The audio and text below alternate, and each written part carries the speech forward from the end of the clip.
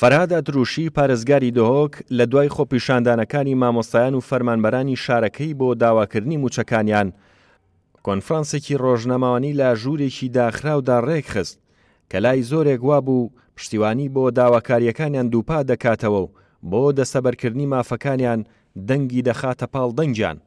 بەڵام ئەتروشی لا دیدارە ڕۆژنامەوانیەکەی لەگەڵ چەند کەناڵێکی تەلەڤیزیۆنی بە ئاشکرا و بەڕوونی چەندین حزب و لایەن و کەسایەتی تۆمەتبار کرد، بە تایبەتیش یەکێتی، یەکگرت و گۆڕان و پەکەکە و چەندانی تر، تەنانەت ناوی هاوسەرۆکی یەکێتی نیشتیمانی کوردستان لاهور شێخجەنگی هێنا.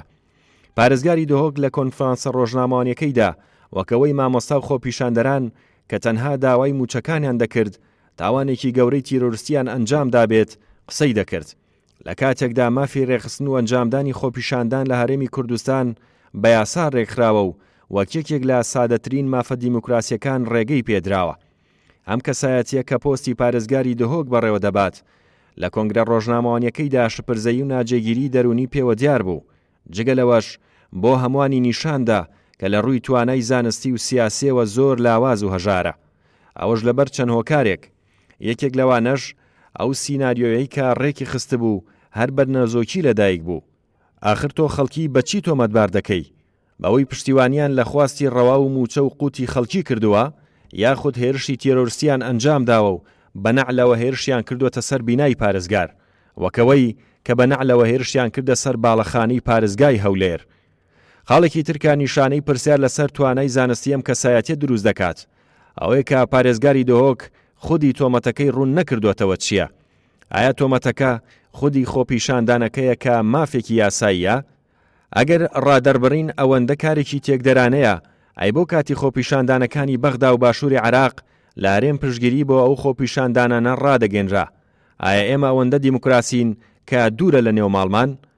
تۆمەتبەخشینەوە لە بارودۆخێکی ئاوادا خۆدەزینەوەی لە بەرپرسیارەتی و لە دۆزینەوەی چارەسەر و ڕاکردنە بۆ پێشەوە و خزمەتی بارودۆخەکە ناکات، بەڵکو و قوڵتری دەکاتەوە.